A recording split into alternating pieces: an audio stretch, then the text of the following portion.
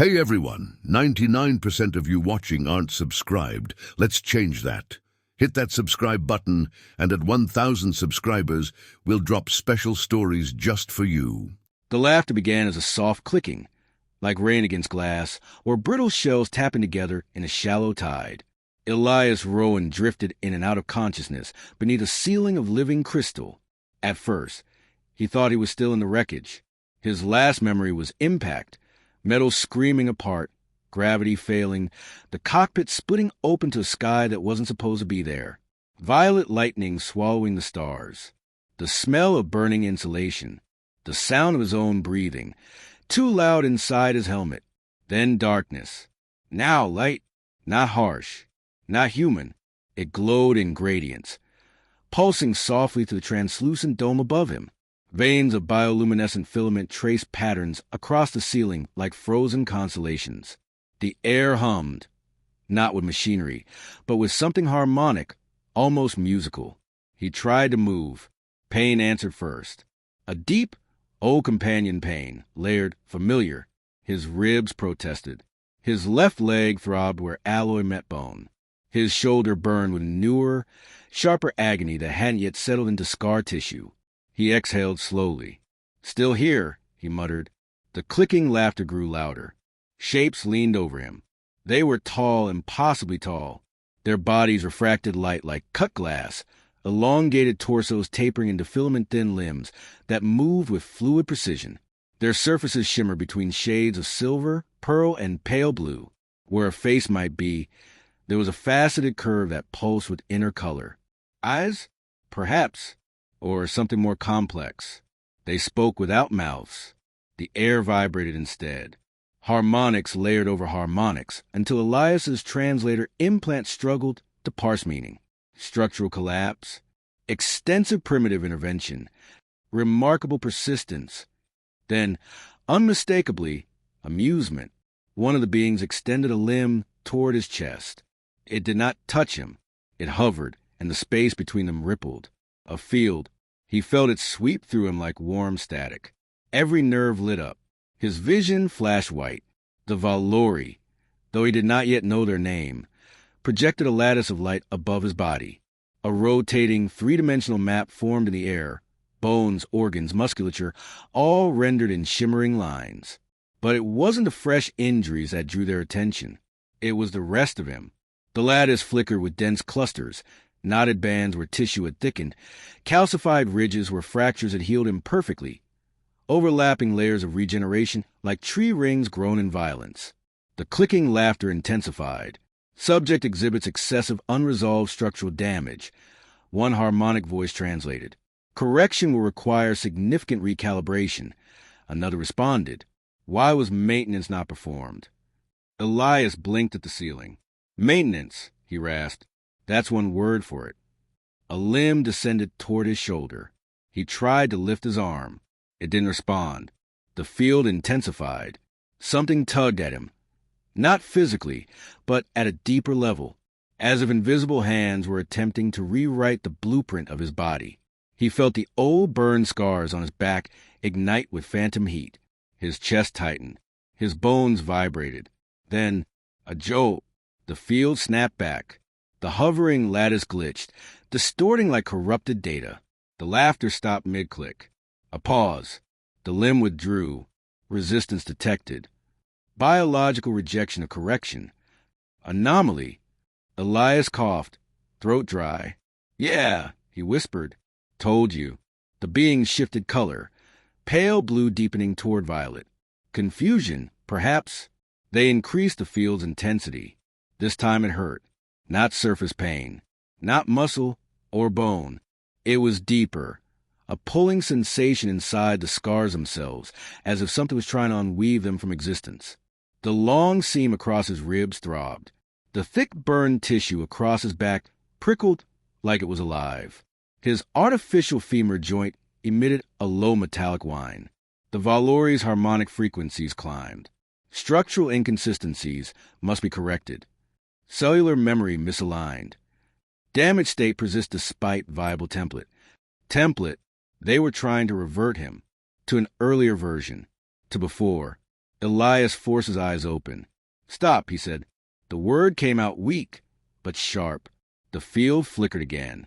The eldest among them, slightly taller, its inner light slower and more deliberate, tilted its crystalline head, pain response increasing.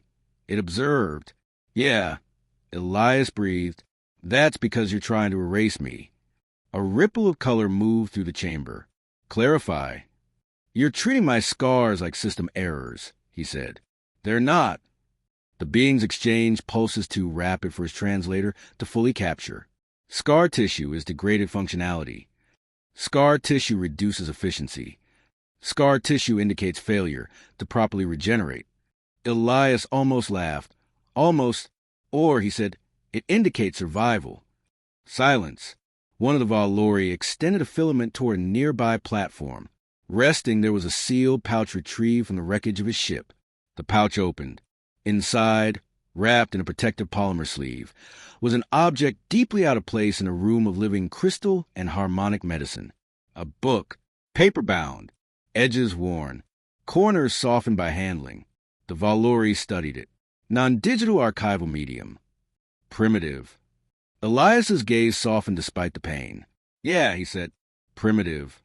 The eldest Valori lifted the book with delicate precision. Its cover was scuffed, the title hand embossed in faded ink. No grand name, just field notes.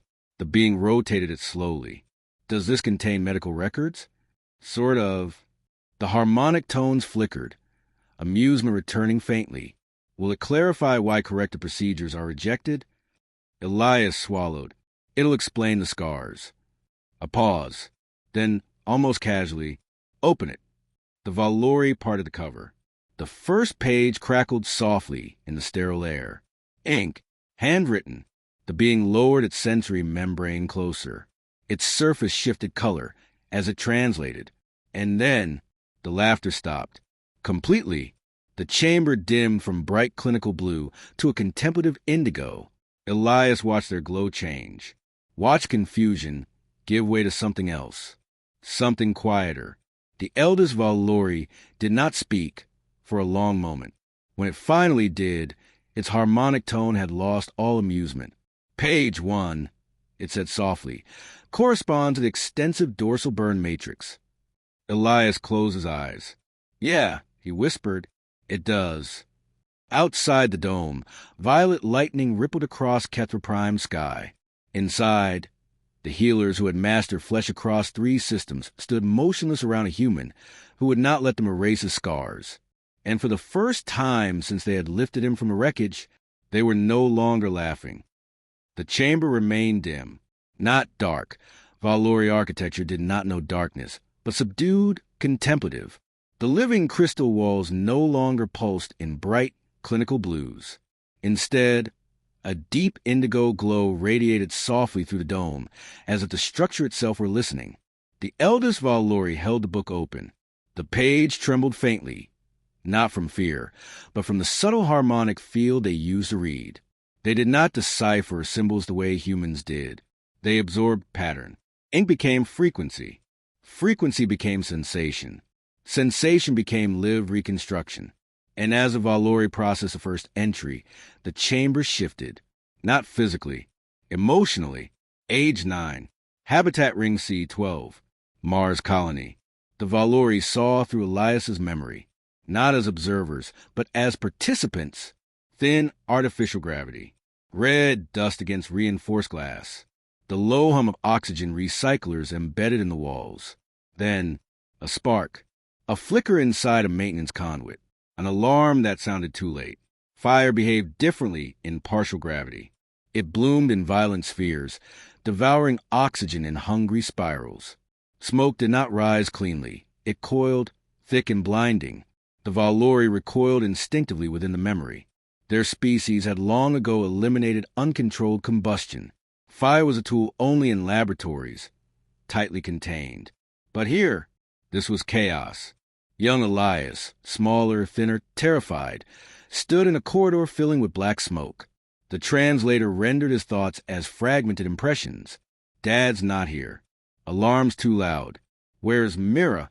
A coughing sound. Down the hall. behind a sealed bulkhead that had automatically locked to prevent oxygen loss. His little sister. The Valori felt the spike of fear, not abstractly, but as a physiological cascade. Elevated heart rate, adrenaline flooding, muscles trembling. He could run. He could reach the evacuation pod 3 corridors away. Instead, he turned toward the fire. Inside the medical dome, the eldest Valori's surface flickered sharply. He reverses direction. It murmured. No directive present, another confirmed. No command authority. He proceeds voluntarily. In the memory, 9-year-old Elias slammed his shoulder against a manual override. The mechanism refused to disengage. The smoke thickened. Heat blistered the paint from the walls. He grabbed a maintenance tool, too heavy for his small hands, and smashed it against the emergency release. Again. The Valori registered tissue damage beginning before the door even opened. Skin temperature rising. Capillaries rupturing. Then, the seal broke. Flame rushed outward in a violent bloom. The memory did not flinch. Young Elias fell back, coughing, vision blurred. But he crawled forward again, through the fire, through the heat, to reach the small figure curled against the far wall. Mira, crying. The Valori's harmonics dropped to a near-silent frequency. They had studied countless species. They understood parental bonding, mating bonds, social hierarchies. But this was sibling attachment under mortal threat. He lifted her. She was lighter than expected. That detail struck them, because in his memory it mattered. She was small enough to carry, small enough to save. The ceiling conduit collapsed as they turned to escape. Molten composite rained down. A beam struck his back. The pain detonated across the Valori sensory field like a solar flare. Inside the chamber, several of them physically recoiled. Burn trauma. Extensive. Layered. Yet he did not release her. The memory sharpened on one detail. His arms tightening. His body curling protectively around hers. Shielding. The Valori registered the decision point. There was a fraction of a second, barely measurable, where he could have dropped her and moved faster. He did not. They reached the corridor as emergency responders arrived. Foam suppression systems activated. Voices shouting. Hands pulling them free. The memory blurred into white-hot agony. Then, hospital lights. The eldest Valori closed its internal sensory membranes. Back in the present, the chamber was utterly still. Dorsal burn matrix aligns precisely with memory reconstruction, one healer said softly. Another adjusted the hovering anatomical lattice above Elias's body. The thick scar tissue across his back glowed faint amber in the projection. Initial classification, catastrophic tissue failure. A pause. Reclassification required. Elias watched them through half-lidded eyes. Told you, he whispered. The eldest Valori tilted its head toward him. You experienced prolonged regenerative pain during primitive medical intervention. Skin grafts. Elias said, 3 rounds. No fancy alien glow fields back then. The Valori processed the concept of grafting tissue from one region of the body to repair another. Suboptimal, one observed. Effective, Elias countered. The elder studied him. You endured this process repeatedly. Yeah. For what outcome? He frowned slightly. For her to grow up. Silence again. The Valori turned back to the page. The entry continued beyond the fire. Weeks in recovery. The itching of healing skin. The way other children stared when he returned to school. The first time he saw his reflection and didn't recognize himself. And then, the final line of the entry. She still has both lungs. Inside the chamber, something subtle shifted. The Valori did not possess lungs. They did not breathe as mammals did. Oxygen was irrelevant to their crystalline physiology. And yet, they understood the meaning. Cost. Exchange. Damage accepted for preservation of another. The eldest Valori lowered the book slightly. In our physiology, it said carefully, damage is eliminated at the cellular template level. Scar formation is unnecessary. Must be nice, Elias murmured. We do not retain visible evidence of trauma. Yeah, he said. eyes drifting toward the ceiling. I figured. A younger Valori stepped closer to the projection of his back. Scar tissue density exceeds adjacent dermal layers. It noted. Neural integration higher than expected. Another added. Pain memory imprinted but stabilized. The elder processed this in silence. Your tissue adapted, it said finally. Yeah, Elias replied. That's what it does. The Valori slowly turned the page. But before beginning the next entry, the eldest addressed him directly.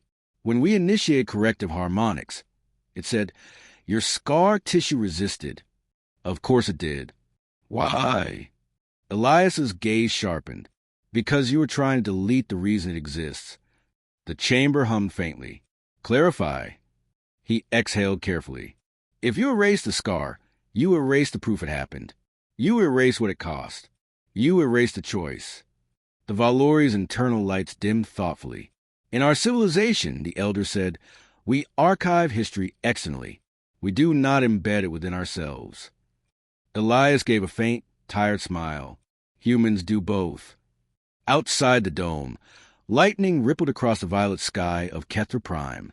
Inside, the eldest Valori returned its attention to the book. The next page waited. Another scar. Another story.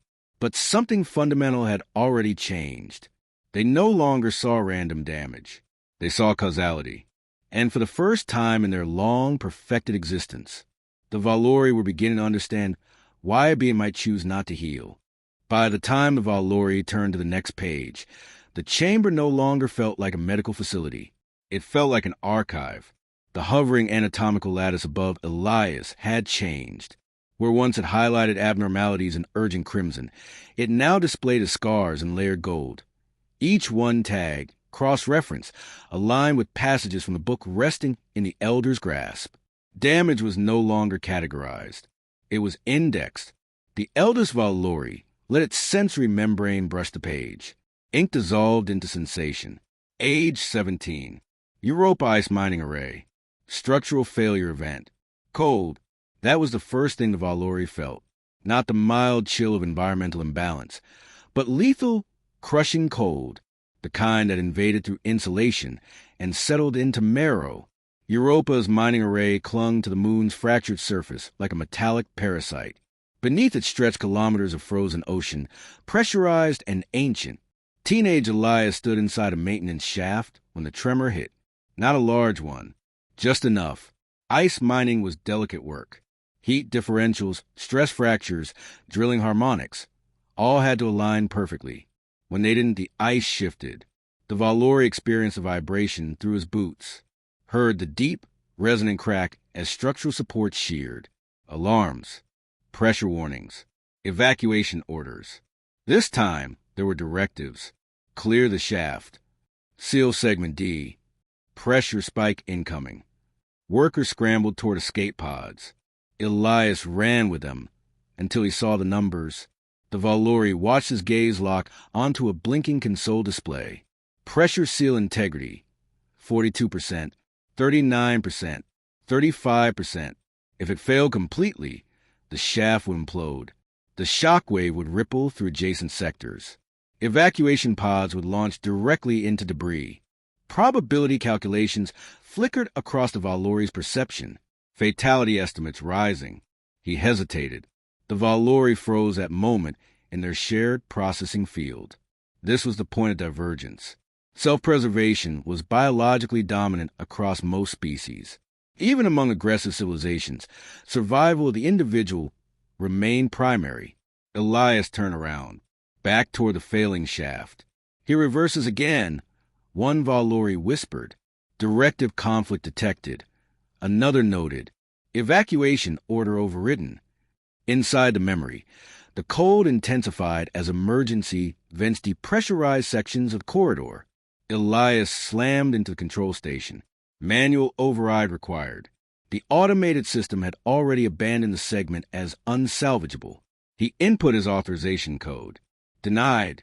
He entered his supervisor's credentials, memorized months earlier during a training session he'd barely paid attention to. Accepted. The Valori registered a surge of adrenaline. Not reckless. Focused, he rerouted power from secondary systems. The shaft groaned. Ice screamed. The sound traveled through metal like a living thing. He initiated a pressure bleed sequence manually, venting microfractures and controlled bursts to prevent catastrophic rupture. The Valori tracked the strain across his skeletal structure as the corridor shuddered violently. Then, the ceiling collapsed. A support beam struck his side. Ribs cracked. The sensation radiated to the Valori's shared perception. Sharp, splintering, breathless. He fell.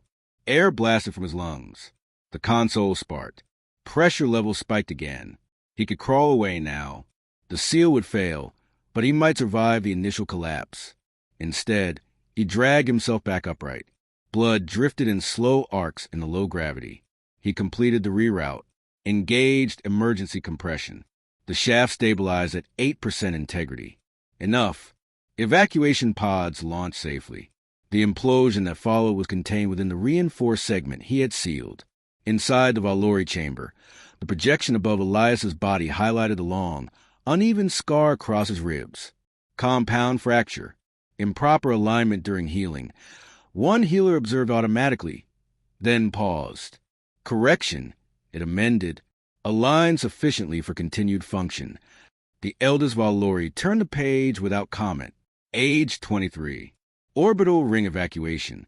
Shuttle impact event. This memory was faster. Louder.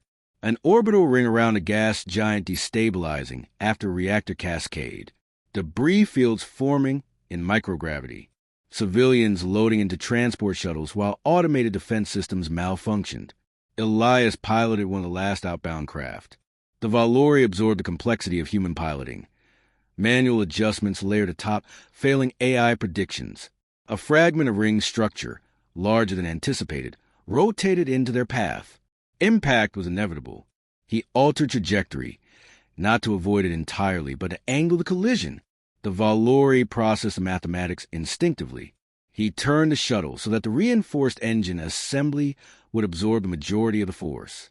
Where was he seated? Forward section, closest to the point of secondary impact. The collision tore through the craft. Metal folded.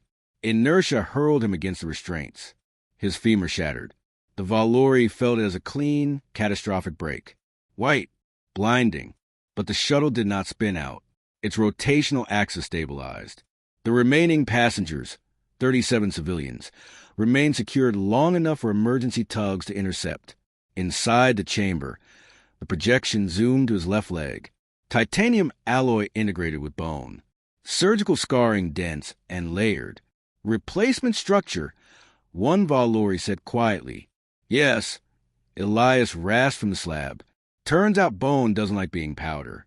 "You accepted permanent biomechanical alteration." "Yeah. Optional. Not if I wanted to walk again." The Valori studied the integration points, how living tissue had grown around metal, claimed it, adapted it, for a material made native through necessity. They turned the page again. Age 31. Unidentified vessel encounter. Perimeter defense hold. This memory was different. No natural disaster. No industrial accident. Intent. The Valori recognized weapon signatures immediately. Energy discharges. Shield flares. Targeting locks. An unknown vessel had appeared at the edge of map space near a civilian convoy. Its origin unclear. Its purpose unmistakable. It fired first. Elias piloted a patrol craft. Outgunned, outclassed. Convoy vessels required 37 seconds to complete jump calculations. 37 seconds was an eternity in combat. The Valori tracked his options. Retreat, 92% survival probability. Engage, 18%. Hold position to draw fire, 4%. He transmitted one message. Jump on my mark.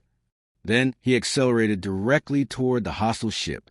The Valori felt a concussion of near-miss blasts. The rattle of shields collapsing. Warning systems screaming. A direct hit tore through his starboard side. The explosion vented atmosphere from his cockpit. Shrapnel embedded in his shoulder. Pain registered, but did not alter trajectory. He rolled the craft. presenting the most damaged section as a decoy, masking the convoy's escape vector. "Mark!" he shouted. 37 civilian vessels vanished into slip space. He remained for 12 more seconds, until his own drive engaged at the last possible threshold. Inside the medical dome, the cratered indentation in his shoulder glowed in the projection, shrapnel scars radiating outward like fractured glass. "Localized detonation trauma," a Valori murmured. "High mortality probability." "Yeah," Elias said faintly. "Doc told me I should have lost the arm." "You did not."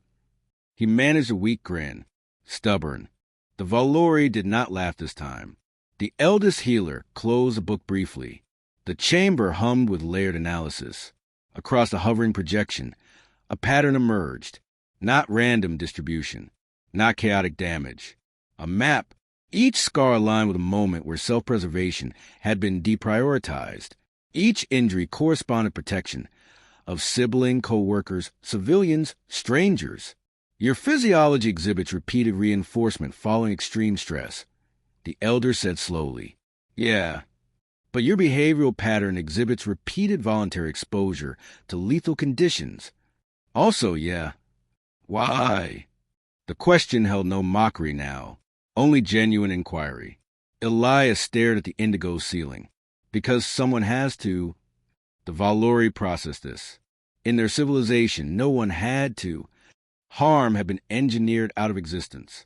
Conflict resolved before escalation. Environmental instability corrected preemptively. They had no cultural equivalent for standing in the path of danger, simply because others could not. One of the younger Valori spoke hesitantly. "In our society, survival is optimized collectively through prevention." "Must be nice," Elias murmured again. "You optimize through endurance." "Sometimes prevention fails," he said quietly. "Then what?" The chamber fell silent.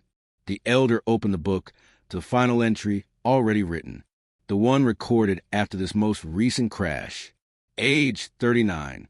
Deep survey mission. Vessel failure. Alone. Drifting. Systems failing one by one. Beacon transmission looped on repeat. Probability of rescue. Negligible. Still, he logged daily system checks. Still, he rerouted power to life support instead of cryostasis, increasing suffering but preserving awareness. Still, he wrote. The Valori absorbed the final line. "Scars are just proof that something tried to end you and didn't." The elder slowly closed the book. Above Elias, the projection shifted fully to gold, no longer highlighting weakness, highlighting resilience. "Your body has not merely survived damage," the eldest Valori said. "It has integrated it." Elias's breathing was shallow but steady. "That's what scars are," he said. "Integration." The Valori regarded the map of pain suspended in light. For the first time in their long, perfected history, they confronted a concept their evolution had bypassed. Strength forged not from flawlessness, but from surviving fracture. And they were no longer studying a damaged organism. They were studying a living record of choice under fire. For a long time, no one spoke. The book rested closed in the elder Valori's delicate grasp. The hovering anatomical lattice above Elias had shifted fully to gold, each scar now marked not with warning sigils, but with reference points, annotations, crosslinks, meaning. Outside the dome, Kepler Prime's violet storm system rolled across the horizon, lightning illuminating the crystalline towers of the Valori city in silent flashes. Inside, something far rarer than lightning was happening. The Valori were uncertain. The elder finally moved. Resume diagnostic harmonics. It instructed softly. This time, the field that descended over Elias was different. Not invasive, not corrective, observational. Elias felt it pass through him like a cool tide. It did not tug at his scars. It did not attempt to unmake them. It simply listened. And in listening, the Valori discovered something they had never thought to measure. Scar tissue density, elevated. Collagen layering, irregular but reinforced. Neuroconductivity, rerouted, not diminished. Microvascular networks, adapted around trauma sites. Even the metal integrated into his femur had been biologically claimed, osteoblasts weaving bone lattice through alloy perforations, turning foreign material into functional architecture. His structural integrity exceeds baseline human template in multiple regions, one Valori noted. Localized reinforcement through repeated stress exposure. Adaptive strengthening, another added. The elder adjusted the projection. A new overlay appeared, predictive modeling. If they removed the scar tissue, if they reverted him to a pre-trauma template, the models flickered. Stability decreased. Load tolerance reduced. Neural pathways destabilized where rerouting had compensated for previous damage. In one scenario, erasing the burn matrix along his back led to catastrophic nerve misalignment. In another, removing the reinforced rib callus resulted in higher fracture probability under impact. The chamber dimmed further. To erase these scars, the elder said slowly, would reduce survivability. Elias let out a weak breath that might have been a laugh. Yeah, he said. Funny how that works. One of the younger Valori shifted color. Pale green, the tone they use for deep analysis. In our species, it said, trauma does not produce enhancement. It produces correction to baseline. Baseline's overrated, Elias muttered. The elder turned toward him. Your physiology evolves through adversity. Not just physiology, he replied. The Valori paused. Clarify. Elias swallowed. Speaking cost energy he did not have much of. You keep looking at the scars like they're the important part, he said. They're not. The events they represent are statistically significant. Yeah, but the scars aren't about the injury. They're about the decision. The word hung in the air. Decision. The Valori had choices, certainly. They selected research paths. They optimized city growth patterns. They adjusted harmonic governance models. But they had not, in thousands of cycles, faced lethal stakes requiring instantaneous moral calculus. Their world had been engineered beyond that necessity. The elder looked again at the book. You imply, it said carefully, that the value lies not in survival, but in the selection of risk. Yeah, Elias whispered. Anyone can get hurt. Not everyone steps forward. Silence settled like dust. The elder moved closer to the slab. We initiated corrective harmonics because we perceived damage, it said. We now recognize integration. However, fresh trauma from your recent crash remains unstable. Elias closed his eyes. Fix that part, he said. I'm not sentimental about broken ribs from yesterday. A faint ripple of something, almost amusement, passed through the chamber. Understood. This time, when the healing field descended, it was precise, targeted. It avoided the golden-marked regions entirely. Instead, it focused on the newly fractured ribs from crash, the internal bleeding still unresolved, the torn musculature around his shoulder where old scar had met fresh impact. Elias felt warmth, not pulling, not erasing, aligning. His breathing eased first. The sharp edge of pain dulled to a manageable ache. The metallic whine in his femur quieted as microfractures in surrounding bone were sealed. The Valori worked in harmonic synchrony, their bodies glowing brighter as they channeled corrective resonance. Minutes passed, or hours. Time blurred. When the field withdrew, Elias felt steady, not restored some mythical before, but stabilized. The elder studied the projection again. Fresh injuries, resolved. Historical scar matrix, untouched, integrated. Procedure complete, it said. Elias opened his eyes fully for the first time since arrival. He shifted slightly on the slab. The movement did not feel like tearing glass. That's better, he admitted. The Valori observed him in silence. Then, slowly, deliberately, the elder lowered itself. Its elongated crystalline form bent forward. A bow. The gesture sent a visible ripple of surprise through the other healers. We misinterpreted your form, the elder said. We perceived flaw where there was history. We perceived damage where there was design. Elias blinked. Design's a stretch, he said faintly. Architecture. The elder corrected. The word resonated through the chamber. You are not a failed template, it continued. You are a structure modified by choice. The younger Valori dimmed their lights in acknowledgement. Elias stared at them. You guys don't bow often, do you? No, he huffed softly. Guess I'll take that as a compliment. The elder extended the book back toward him. We request permission, it said, to create a harmonic duplicate of this archive. Elias hesitated only briefly. You want to study it? Yes. Why? The chamber brightened slightly, thoughtful silver hues emerging. Because, the elder said, we have eliminated suffering from our civilization. That sounds like a good thing. It is, the elder agreed. But in doing so, we may have eliminated understanding of those who endure it. Elias studied their faceted forms. You're curious? Yes. About pain. About resilience. The word lingered. Elias looked down at the book in his hands. The edges were charred slightly from the crash. The cover bent. The pages worn thin from rereading during long missions. Yeah, he said finally, you can copy it. The elder inclined his head again, less formal this time, more grateful. We will establish a new research field, it said. Adaptive integrity under voluntary risk. Elias snorted. You guys really need shorter titles. A faint ripple of harmonic amusement passed through the room. Days later, when Elias stood at the edge of the Valori launch platform, the storms over Ketra Prime had calmed. His reconstructed vessel shimmered on the crystalline runway, sleek repairs seamlessly integrated with surviving human engineering. The Valori had not altered its design beyond necessity. They had learned that lesson. The elder stood beside him. You will continue to accumulate scars, it observed. Probably, Elias said, you do not intend to alter this behavioral pattern. He shrugged carefully. Someone's got to be there when things go wrong. The elder considered him for a long moment. In our society, we have long believed perfection was the highest evolutionary state. Elias looked up at the violet sky.